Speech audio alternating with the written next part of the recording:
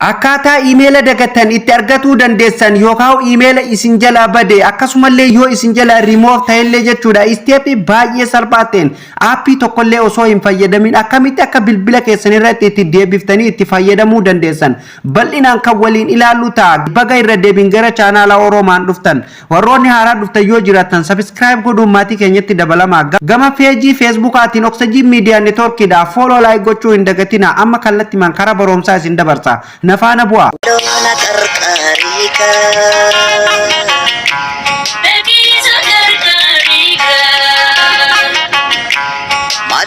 hordoftoota kiyya kabajamoo walitti deebinee jirra akkuma reef mata duree irraa isiniif tuquuf yaale iimeela nu jalaa bade yookaan iimeela bilbila keenyarra hin jirre akkamitti bilbila keenyarratti deebifatuu dandeenya karaa sadiin argatuu dandeessu inni tokkoffaan yuutuubii keessallee argatuu ni dandeessu akkasumallee iimeeluma mataa isarraan argatuu ni dandeessu jechuudha karaan isa sadaffaan seetingii keessaan argattuu jechuudha hordoftoota kiyya anama seetingii keessa seenetiin isin argisiisaa jechuudha karaa nama hundaaf galuun jechuudha seetingii kana bilbila nama hundarraa ni jira settingirra ni cuqaasnaa jechuudha yeroo tokko sana booda settingin keenya haala kanaan nuuf banaa jechuudha ol harkisne jechuudha suuta jennee ol harkisne keessan gama gubbatti illee isinii fiduun malaa jechuudha ani kiyya jalatti naa fide Google ka jedhu kanarra yeroo tokko cuqaasne gara fuula duraa deemnaa jechuudha irratti cuqaaseen jira sana booda iimeela bilbila keessaa isin qabdan haala kanaan isinii fidaa jechuudha kanaafuu isin iimeela isin jalaa bade san barbaadutti jirta waan ta'eef jechuudha fuuldura qastiitu jira yeroo tokko irratti kilik gootu yeroo isin irratti cuqaastan haala kanaan iimeela isin keessaa qabdan hundaayyuu daraaddaree isinii fidaa jechuudha yoo tokkollee qabaattan lamallee qabaattan haala kanaan tartiiban isinii fidaa jechuudha isin kana hin barbaadan iimeela bade san barbaadutti jirta waan ta'eef jala kanatti gadi buutanii jechuudha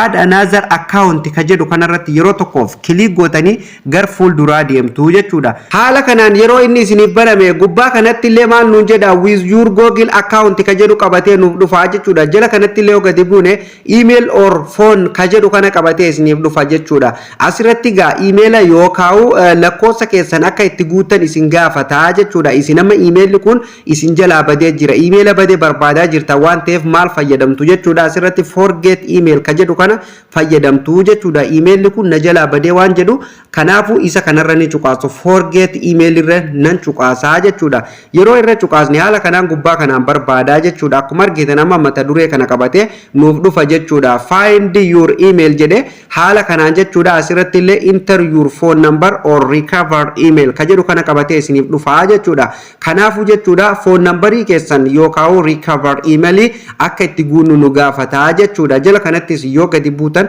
phone number or email nuun jedha jechuudha phone numberii keessan yookaan email keessan itti galchaa nuun jedha lakkoofsa jechuudha ka lakkoofsa gaafa email kana bantan itti guutassan asirratti osoo hin dogongorin itti guutuu jechuudha lakkoofsa email kanaan bantan itti guutuu jechuudha nama lakkoofsa kiyya ittiin guutaa jechuudha anama lakkoofsa kiyya akkuma argitan kanatti itti guuteetiin jira jechuudha lakkoofsa keessan isinilleen haala kanaan eega itti guutanii jala kanatti gadi buutanii neekistii ni jirti neekistii cuqaastanii gara fuulduraa deemtuu jechuudha yeroo gara fuulduraa deemtan haala kanaan jechuudha what is your name jedhe maqaa emaila keenyaa san nu gaafataa jechuudha hordoftoota kiyya jala kanatti illee gadi buutan maal nuun jedha enter the name on your Google account maqaa Google account kanaan bante maqaa kee kan Google account kanaan bante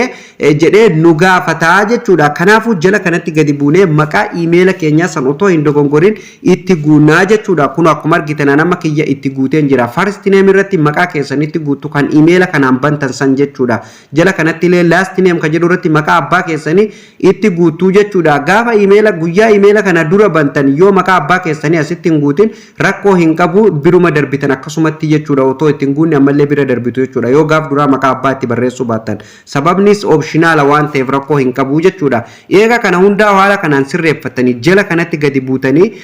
next tajettu tana ni argattu nextii gootuu jechuudha ifa hordoftoota kiyya isiniif ifa yoo ifa isiniif ta'uu baate komentii jalatti naaf barreessan isiniin jedha nextii cuqaaseen jira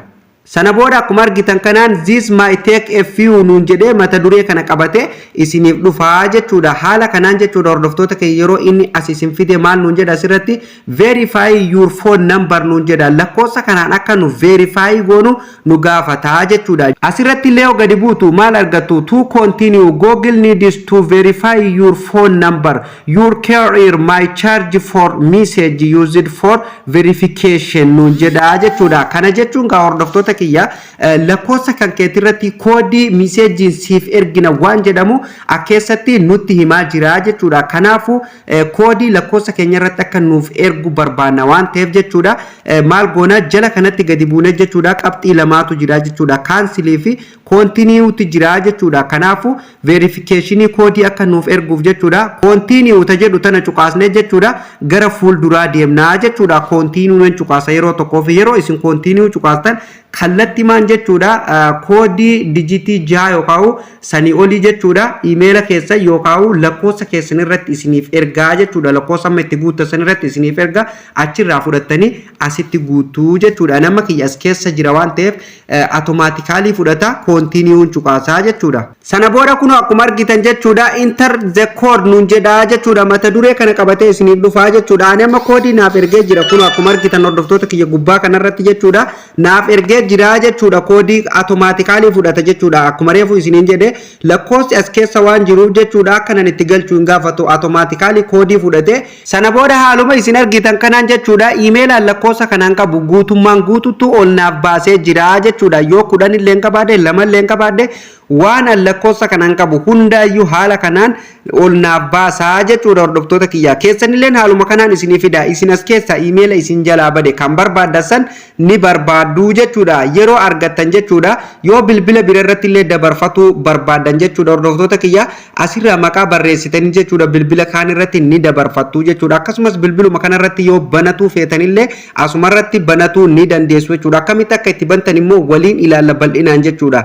Maaliif nama asirratti isin argise jechuudha. Maaliif namoonni baay'een kan paaswordii email kanallee hin qabne ni jiru jechuudha. Yoo paaswordii hin beeknellee yoo beektanillee akkamitti akka login gootanii asirratti deebifatu itti dandeessan waan isin argisiisuu barbaaduuf jechuudha. Kun akkuma argitan gubbaa kanarratti select any account to sign in nuun jedha jechuudha. Kanaafuu jechuudha accountii barbaanne jechuudha login godhuu ni dandeenya jechuudha. Kanaafuu amma accountii isa kanan barbaade Hussein ka jedhu kanarratti yeroo tokkoof cuqaasee gar fuulduraa deemaa jechuudha. Isumarran cuqaase jechuudha bilbila kanarratti banuu barbaada waan ta'eef jechuudha. Sana booda haala kanaan mata duree welcome jedhu kana qabatee email keenya waliin nuuf dhufaa jechuudha hordoftoota kiyya. Kanaafuu nu maaltu nurraa eegama jala kanatti gadi buutanii jechuudha enter your password bakka jedhu kanatti passwordii email kanaan bantan otoo hin dogongoriin asirratti ni guutuu jechuudha passwordii keessan. Yoo passwordii hin beekne hoo carraa biraatu jira kanallee akkamitti akka itti login godhachuu dandeessan bal'inaan waliin ilaalla. Kan passwordii qabdanillee akkamitti akka itti login godhachuu dandeessan.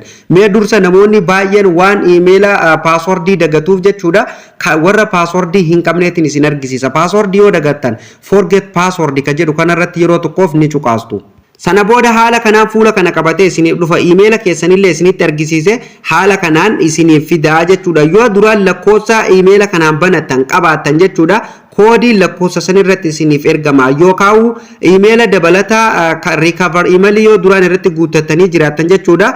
Recover email keessan irratti koodii isiniif ergaa jechuudha. Email koodii irratti isiniif ergu san haala kanaan dura isaa isinitti mul'isee isiniif ergaa jechuudha. Kanaafuu maal gootan jechuudha isin email san irraa hidhattanii jechuudha. Email kun kan keeti jedhee isin gaafata jechuudha. Kun akkuma argitan asirratti verification koodii siif erginee jirra email kanarratti jedhee nutti himaa jira jechuudha. Kanaafuu email kanarraa hidhannee koodii san fudhannee asitti guunnaa jechuudha. Ani amma kallatti maan email kiyya keessa seeneetiin jira jechuudha. Email irratti koodii naaf erge waan ta'eef jechuudha. Sana booda haala kanaan kun akkuma argitan email irratti Google verification code jedhee mata duree kana qabatee naa dhufa lakkoofsa kana asirraa copy godheetiin jechuudha. Achirratti dhaqee guutaa jechuudha. Bakka ammaa kanarratti nan guutaa jechuudha. Iddoo duwwaa kanarratti sakandii takkaaf quba keessaniin gadi qabdanii kan amma copy gootan san haala kanaan fidanii paste gootan. Sana booda next ni jirti next cuqaastuu jechuudha. sana booda haala kanaan hordoftoota kiyya akkuma argitan amma asirratti jechuudha welcome back jedhee mata duree kana qabate isiniif dhufaa jechuudha akkuma argitan asirratti illee maal nuun jedha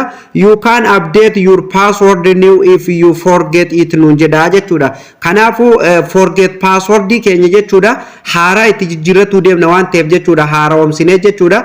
kan duraanirraa jechuudha amma forget password deemne itti guutaa jirra waan ta'eef maal goona jala kanatti illee qabxii lama qabate nuuf dhufaa jechuudha update password fi akkasumallee continue jedhee nuuf fidaa jechuudha fakkeenyaaf yoo email kana jechuudha password isaa haaromsuu hin barbaanne ta'e jechuudha akkanuma login goone seena jettanillee continue bakka jedhu kana cuqaastanii jechuudha sana booda agree godhisiin jedha agree gootaniituma seenuu dandeessanii jechuudha otoo lakkoofsallee ittiin guutin osoo password illee ittiin guutin jechuudha kanaafu password haaromsuuf immoo update password bakka jedhu kanarratti cuqaastanii password haaraa itti guutan sana booda haala kanaan change password jedhee isiniif dhufaa jechuudha asirratti jechuudha yeroo gadi buutan hordoftoota kiyya kun akkuma argitan create strong password nuun jedha password jabaa itti guutii nuun jedha jechuudha asirratti password mataa keenya itti guunnaa jechuudha password otoo hin dogongorin lakkoofsa fi qubee yookaan tuqaa wal keessa lakkoofsa dijiitii 8 create password bakka jedhu kanarratti dijiitii 8 olitti guunnaa asirratti illee gadi buune confirm kanarratti jechuudha password keenya isa kan gubbarratti guune kan gadi kanarratti confirm kanarratti illee ni guunaa jechuudha sana booda maal gootanii save password bakka jedhu kanarratti cuqaastanii jechuudha save gootanii kallatti maan jechuudha email keessan password isiniif jijjiirame password haaraallee itti godhatanii jirtanii email keessanillee bilbila keessanirratti isiniif banamaa jechuudha tole amma namoota email keessan password beektaniif akkamitti login akka gootan uf duuba deebi'een isin argisiisaa jechuudha hordoftoota kiyyaan amma kana save godhu waan hin barbaadiniif duuba deebi'een isin argisiisa yeroo tokkoof irratti hin cuqaasa sana booda haala kanaan bakka password itti guutu na gaafataa jechuudha amma kan reefu forget password dha amma kana password isaanii beeknaa jechuudha ana password isallee nan beekaa jechuudha kanaafuu maal godha password isaa ittiin guutaa jechuudha hordoftoota kiyyaan amma itti guutaan jira akkuma argitanii ani amma password kiyyallee itti guuteen jira jechuudha kun egaa warra password qabuu fi password yeroo itti guutan jala kanatti neextii ni jirti neextii cuqaastanii gara fuulduraa deemtu jechuudha sana booda haala kanaan welcome jedhee nu simataa jechuudha seera keessaa kana ni qeebaltaa yookaan nu duuka waliif galtaa waan jedhu eeyyee jenneen agree ka jedhu kana cuqaasnee agree goonee gara fuulduraa deemnaa jechuudha sana booda email keenya jechuudha kallattimaan nuuf banamaa jechuudha sana booda kunoo yoo gara YouTube ittiin deemtanillee YouTube keessatti isin deebisa gara email yoo banattanillee garuma email keessan keessatti isin deebisa jechuudha ani amma gara settingiitiin banadde waan ta'eef hordoftoota kiyya kallattimaan kunoo settingii keessan na deebisee email kun amma jechuudha kallattiin bilbila kiyya irratti bu'ee jira waan barbaade ittiin dalaguu nan danda'a jechuudha haala kanaan steepii baay'ee salphaa ta'e kanaan email keessan kan isin jalaa bade jechuudha salphumatti jechuudha password isallee yoo hin beekne jechuudha lakkoofsuma email saniin banatan yoo beektan haala kanaan email keessan deebifachuu ni dandeessu jechuudha steepii baay'ee salphaa ta'een jechuudha hordoftoota kiyya akkuma beekamu email waa baay'ee keessatti ol kaa'anna jechuudha suuraa fi footoo garagaraatu keessa jira dokumentari adda addaa jechuudha kanaafuu jechuudha namoonni akkasitti isin jalaa cufame jechuudha viidiyoo kana jalqabaa kaastanii hanga dhumatti yoo daawwattan salphumatti email keessan kan duraan isin jalaa badee deebifachuu ni dandeessu jechuudha egaan hordoftoota kiyya viidiyoon irra isiniif qabadee dhufilleen jalqabaa kaafnee kan hanga ammatti waliin ilaalle kana akka isiniif galuu fi akka waa irraa barattanillee abdii guutuun qaba marree isinillee viidiyoo kana ilaaltanii eega xumurtanii keessaa bahuu duwwaa osoo hin taane chaanaala Oromaan subscribe gochuudhaan maatii keenyatti dabalamaa namoonni haaraa dhuftan yoo jiraatan akkasumallee viidiyoon dabalataa ufii isaatiin akka isin dhaqqabuuf mallattoo ol notification irra kaa'u hin dagatinaan isiniin jedha warreen hanga ammatti barumsi keenya isin jala darbe mata duree viidiyoo jedhu kan irra cuqaasuudhaan viidiyooleen barnoota baay'eetu as keessa jira keessa waan barbaadan sirreeffatuu ni dandeessu waan as keessaa dhabdan komentii jalatti naaf barreessan isiniin jedha yaada keessan hordoftoota kiyya viidiyoon kunillee yoo isinitti tole like tuquu hin dagatinaan isiniin jedha viidiyoon irra qabadee dhufelleen asumarratti kan raawwatu ta'a viidiyoo itti aanuun hamma walitti deebinutti turtii gaarii qabaadhaa